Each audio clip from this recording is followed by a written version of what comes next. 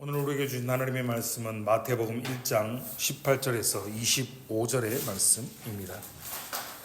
신약성경 1페이지 마태복음 1장 18절에서 25절의 말씀을 저희 여러분이 한 절씩 교독하고 마지막 25절의 말씀은 함께 읽겠습니다.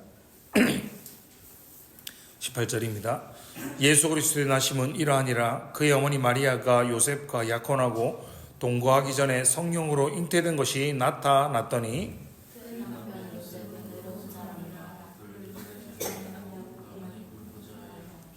이 일을 생각할 때 주의 사자가 현몽하여 이르되 다윗의 자손 요셉아 내 아내 마리아 데려오기를 무서워하지 말라. 그에게 잉태된 자는 성령으로 된 것이라.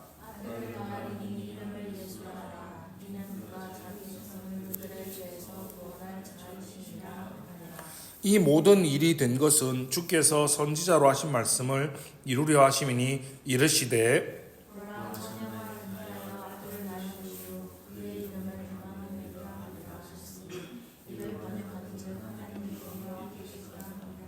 요셉이 잠에서 깨어 일어나 주의 사자의 분부대로 행하여 그의 아내를 데려왔으나 아들을 낳기까지 동침하지 아니하더니 나음의 이름을 예수라 하니라. 아멘. 대림절 기간을 맞이하여서 구주의 나심을 묵상하고 있습니다. 우리 아이들 말고 어른들에게 한번 물어보겠습니다. 여러분 나이가 먹을수록 잠오실도 잘 들리시죠? 나이를 먹을수록 생일을 잘 챙기고 계십니까?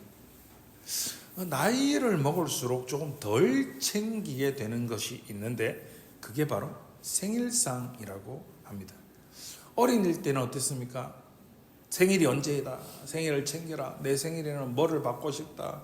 그리고 더 어린 시절에는 아이들은 왜 생일 케이크 이렇게 놔둬놓고 촛불 끄는 재미, 앞에서 막 노래 부르는 재미, 그리고 촛불 끄면서 뭐 해주세요, 뭐 되게 해주세요라고 소원을 빌기도 하고, 그리고 생일의 가장 큰 재미는 그날 부모님에게 나 이거 받고 싶어요 라고 선물을 요청하고 그 선물을 이렇게 증정받는 것을 그럴 때가 있었죠. 그런데 이제 나이가 슬슬 들면 확연하게 어른들은 생일을 챙기는 것이 줄어드는 것 같습니다.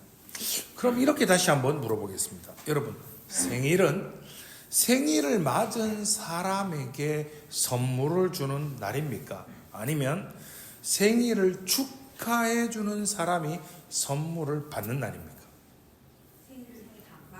제가 너무 어려운 질문을 했죠. 생일은 당연히 생일을 맞은 사람에게 선물을 주는 날입니다. 이게 당연한 이치입니다. 이게 합당한 일입니다. 그런데 많은 사람들에게 성탄절은, 크리스마스는 어떤가요? 예수님의 생일이잖아요. 그렇잖아요? 그런데 이 세상에 구원이라는 가장 큰 선물을 주러 오신 예수님에게 저와 여러분은 어떤 선물을 드리고 계십니까? 사실 12월 25일은 우리가 성탄절로 지키고 있습니다. 그러나 성경에 예수님의 탄생의 날짜가 정확하게 기록되어 있지 않고 역사적으로도 예수님의 탄생에 대한 정확한 날짜를 추정하여서 확실하게 이 날이다 라고 말하기에는 많은 어려움이 있습니다. 저는 지금 예수님의 생일 성탄절이 12월 25일이다 라고 말하고 있는 것이 아닙니다. 그 날짜가 중요한 것이 아닙니다.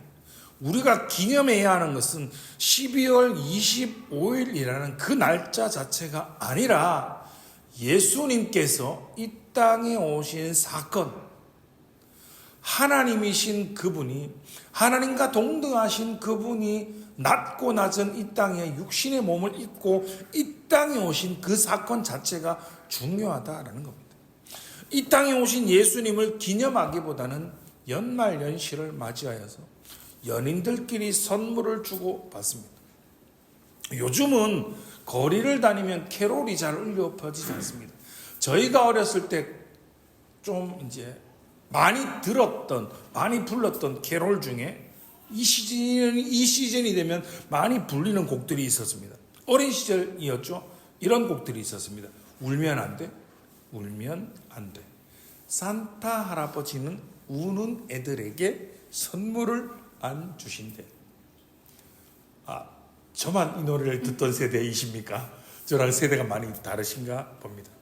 산타 할아버지가 루돌프를 타고 굴뚝을 타고 내려와서 그 성탄 주리에 빨간 양말 걸어놓으면 빨간 양말 안에 선물을 넣고 몰래 가는 것이 여러분 성탄절이 아닙니다.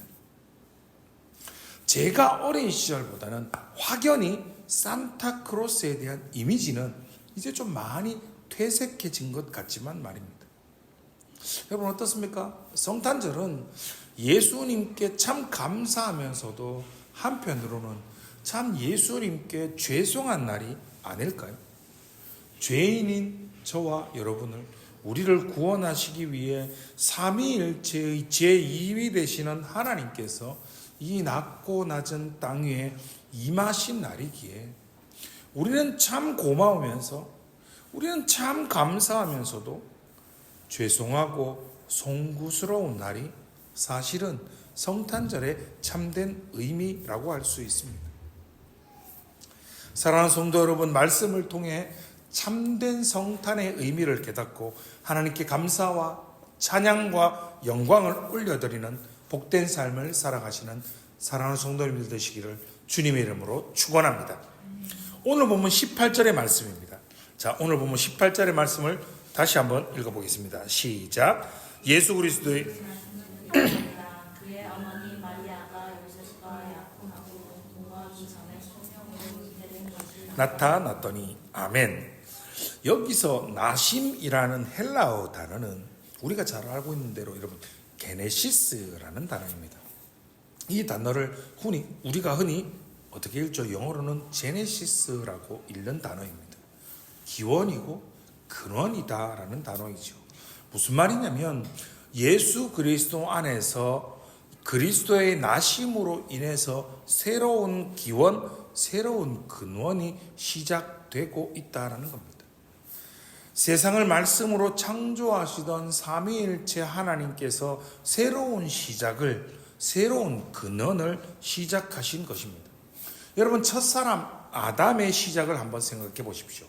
아담은 사람의 시가 아니었습니다. 아담은 하나님의 영으로 창조되었습니다. 두 번째 아담인 예수님도 사람의 시가 아니었습니다. 예수님은 성령으로 잉태되셨습니다. 그렇게 새로운 시대가, 새로운 시작이 새 언약의 시대인 신약의 시대가 열리고 있는 것입니다. 여러분, 예수 그리스도가 이 땅에 오시지 않았다면 어떻게 되었을까요? 저와 여러분은 그저 대한민국 이 땅에 태어나서 그저 그렇게 살다가 죽을 평범한, 지극히 평범한 자연인에 불과한 자들이었습니다. 그러나 예수 그리스도를 믿음으로, 그분을 믿음으로, 그의 십자가 보혈의 공로를 인하여 저와 여러분은 하나님 나라의 백성이 되었고 하나님의 자녀가 되었습니다. 이것이 바로 신약 시대를 살고 있는 저와 여러분에게 베푸신 하나님의 은혜의 선물인 것입니다.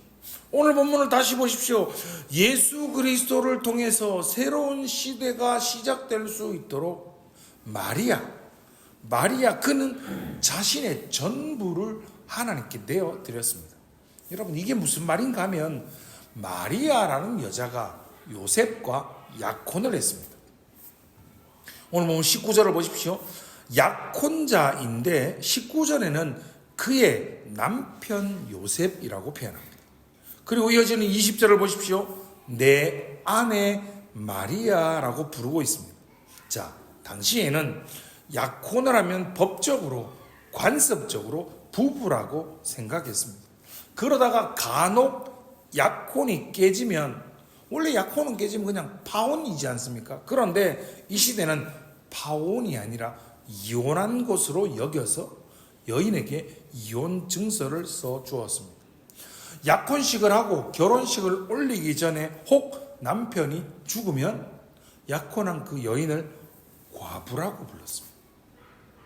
자, 이러한 시대 상황이었습니다.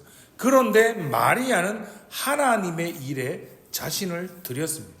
남편 요셉 역시 마찬가지죠. 자, 여러분 한번 생각해 보십시오. 처녀인 여자에게 나타나서 성령으로 잉태가 될 것이다. 그리고 네가 아들을 낳을 것이다 라고 말한다면 여러분 어떻게 반응하시겠습니까? 결혼 전인데 남편에게 나타나서 육적인 관계를 맺지 않았는데 네 아내가, 너와 결혼할 아내가 성령으로 잉태되어서 아이를 낳을 것이다 라고 말한다면 남편인 우리는 과연 어떻게 반응하고 어떠한 반응을 보일까요? 도대체 요셉과 마리아가 어떻게 이런 순종이 가능하십니까? 누가복음 1장 38절이 우리에게 답을 줍니다.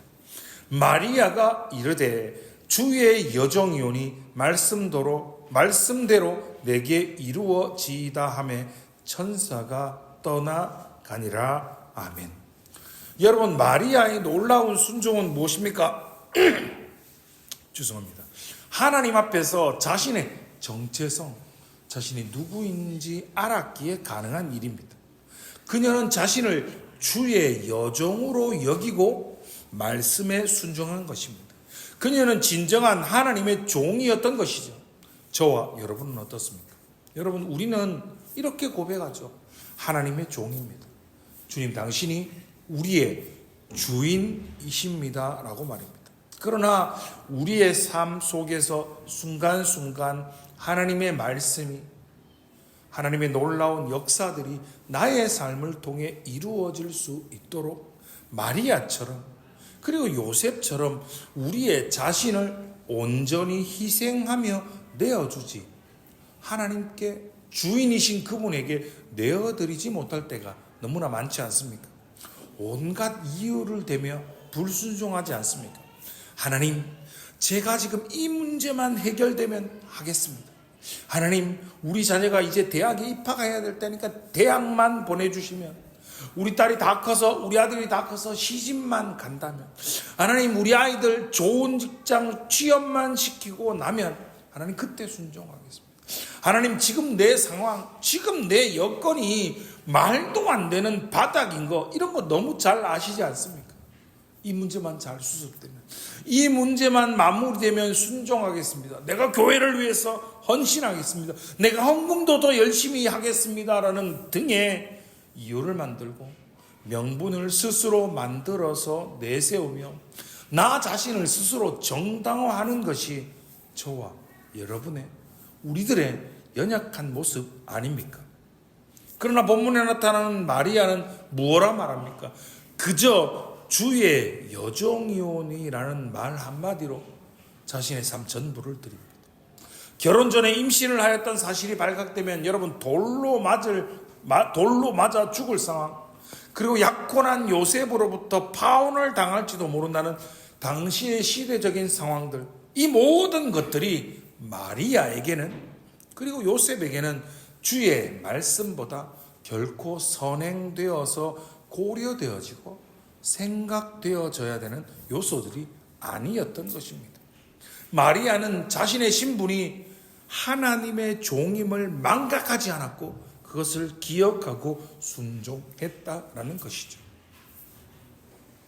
여러분, 드라마 좋아하십니까? 우리나라 드라마 작가 중에 아주 유명한 작가가 있습니다. 김은숙이라는 작가인데요.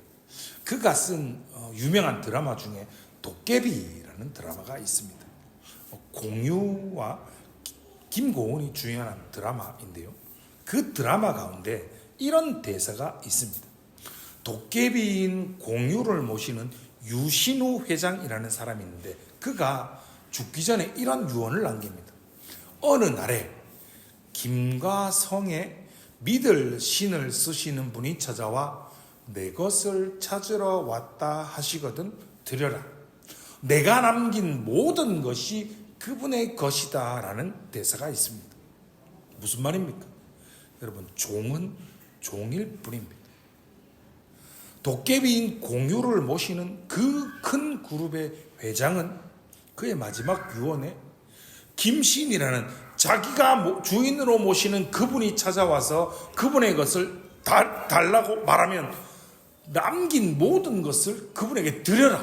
바로 그가 종의 자세인 거죠. 종은 종일 뿐입니다. 종은 주인에게 자신의 전부를 내어주는 사람입니다. 종은 그냥 주인이 시키는 대로 하고 명하는 대로 그 말씀에, 그 명령에 순종하는 자입니다. 사랑하는 성도 여러분, 여러분은 주님의 종이십니까? 아니면 여러분이 여러분 자신의 인생의 주인이 되어서 하나님을 종처럼 우리가 필요할 때, 우리의 도움이 필요할 때, 위급할 때만 부르는 마치 알라딘의 램프의 지니, 그 요정처럼 하나님을 그렇게 믿고 하나님을 그렇게 사용하고 하나님을 그렇게 부르고만 계시지는 않습니까? 이렇게 부르고 이렇게 고백하고 이렇게 순종하시는 성도님들 되시기 바랍니다. 제가 참 좋아하는 찬양이죠. 그리고 참 무서워하는 찬양이고 두려워하는 찬양이죠. 주님 말씀하시면 내가 나아가리다. 주님 뜻이 아니면 내가 멈춰서리다. 나의 가고 서는 것 주님 뜻에 있으니 오 주님 나를 이끄소서라고 말입니다. 누가복음 17장 10절의 말씀입니다. 이와 같이 너희도 명령받은 것을 다 행한 후에 이르기를 우리는 무익한 종이라 우리가 하여야 할 일을 한 것뿐이라 할지니라. 아멘. 여러분 그렇습니다. 우리 모두는 주의 종으로 이 땅에서 우리가 마땅히 해야 할 일을 당연히 한 것뿐이다 라고 고백하는 것이 우리의 신앙입니다. 그것이 우리의 믿음입니다. 오늘 본문 19절에서 21절의 말씀입니다. 다시 한번 같이 세 절의 말씀을 읽어보겠습니다. 시작. 그의 남편 요셉은 의로운 사람이라 그를 드러내지 아니하고 가만히 끊고자 하여 이 일을 생각할 때에 주의 사자가 현몽하여 이르되 다윗의 자손 요셉아 내 아내 마리아 데려오기를 무서워하지 말라. 그에게 잉태된 자는 성령으로 된 것이라. 아들을 낳으리니 이름을 예수라 하라. 이는 그가 자기 백성을 그들의 죄에서 구원할 자이심이라 하니라. 아멘. 성경을 보십시오. 요셉을 의로운 사람이라고 표현합니다. 요셉은 하나님의 말씀대로 순종하면서 정도를 바른 길을 걸었던 사람이라는 거죠. 여러분 그래서 요셉은 고민이 많았습니다. 혼인하지도 않고 그 여자가 임신만 시키고 약혼녀를 버렸다라는 비난을 그는 받을 수도 있었습니다. 그렇다고 결혼도 안 했는데 혼전 임신한 마리아를 집으로 데리고 와서 같이 살자니 이것도 참 곤란한 상황인 거죠. 그래서 그는 가만히 끊고자 하였습니다. 율법대로 마리아를 정죄하고 법정에서 봐라! 내가 약혼하고 그와 결혼하지도 않은 상태인데 내 약혼녀가 임신을 했다. 그럼 법적으로 결혼 지참금인 내가 지불한 결혼 지참금을 반환해라 라고 반환 청구서를 신청하고 율법의 잣대를 들이대며 그 마리아를 사회적으로 매장시키려고 그는 하지 않았습니다. 가만히 끊고자 하였습니다. 자신이 기꺼이 할 수 있는 권리를 포기한 채 마리아에게 이혼 증서를 써주고 이 문제를 조용히 해결하려고 하였습니다. 그는 하나님의 말씀을 문자적으로 적용하는 것이 아니라 그의 삶으로 적용하였습니다. 하나님의 뜻을 바르게 이해하고 자신의 명예 그리고 돈보다는 마리아의 삶을 먼저 생각하고 배려하고 고려해 주었던 것입니다. 여러분 하나님은 이런 따뜻한 아버지, 말씀에 순종하고 남을 먼저 생각하고 남을 먼저 배려할 수 있는 요셉에게로 예수님을 그 가정에 보내어 주신 것입니다. 천사는 요셉에게 태어날 아이가 사람의 씨가 아니다. 성령으로 잉태되었다라는 것을 가르쳐 주었고 그에게 예수라는 이름을 붙여 주었습니다. 이름에 담긴 의미를 통해서 그분이 장차 하실 일을 가르쳐 준 것입니다. 예수님의 이 땅에 오신 이유와 태어나심의 이유와 목적이 무엇입니까? 오늘 보면 21절의 말씀, 우리가 너무나 잘 아는 말씀이지 않습니까? 다시 한번 읽어보겠습니다. 21절의 말씀입니다. 함께 읽겠습니다. 시작. 아들을 낳으리니 이름을 예수라 하라. 이는 그가 자기 백성을 그들의 죄에서 구원할 자이심이라 하니라. 아멘. 예수 그리스도 그분의 오심과 목적의 이유가 무엇입니까? 바로 구원입니다. 자기 백성을 죄에서 구원하시기 위해서 대신 값을 치르는 속전으로 이 땅에 오셨습니다. 오늘 보면 22절과 23절의 말씀을 보십시오. 이 모든 일이 된 것은 주께서 선지자로 하신 말씀을 이루려 하심이니 이르시되 보라 처녀가 잉태하여 아들을 낳을 것이요 그의 이름은 임마누엘이라 하리라 하셨으니 이를 번역한즉 하나님이 우리와 함께 계시다 함이라. 아멘.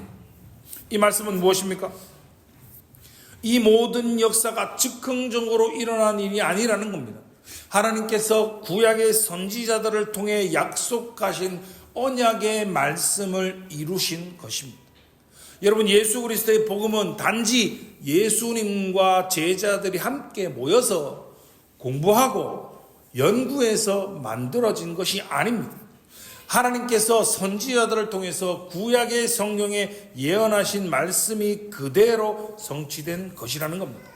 이사야 7장 14절에 예언된 말씀 그대로 처녀가 잉태하여 낳은 아들입니다. 여러분, 많은 종교들이 우리가 믿는 신앙을 보고 이렇게 이야기합니다. 뭐라고 이야기합니까? 너희는 이기적이다. 너희의 신앙은, 너희의 믿음은 관용도 없고 화합도 없고 연합이라는 것이 없다라고 말입니다. 이게 무슨 말인가 하면 왜 너희가 믿는 신앙에만, 왜 너희가 믿는 그 신앙에만 구원이 있다라고 말하는가라고 이야기합니다. 여러분, 이 질문에 우리가 무엇이라고 답해야 됩니까? 그 이유가 무엇입니까? 그것은 바로 오늘 설교 제목입니다. 무엇입니까? 임마누엘입니다.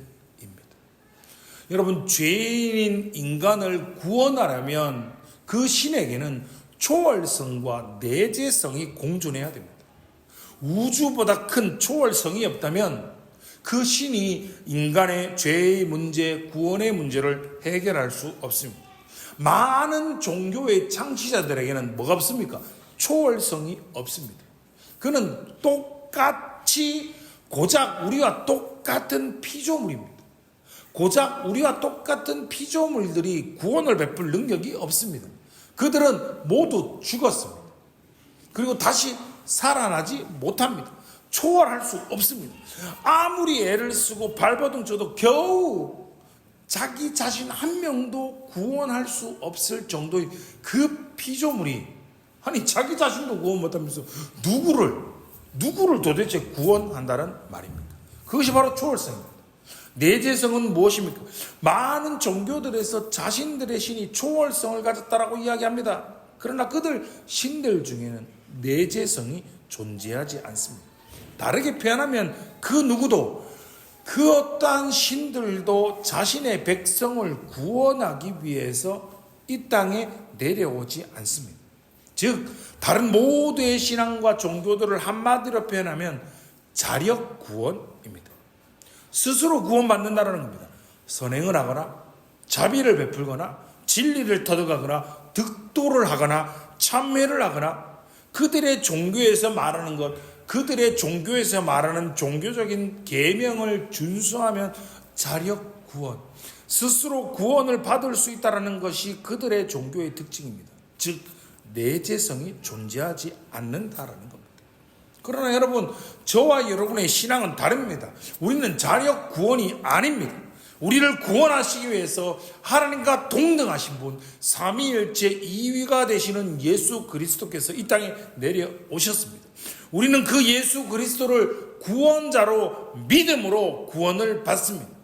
그분은 성령으로 잉태되신 사람이 되신 하나님이십니다. 우주 만물을 말씀으로 창조하신 우주 만물보다 훨씬 크신 초월자이십니다.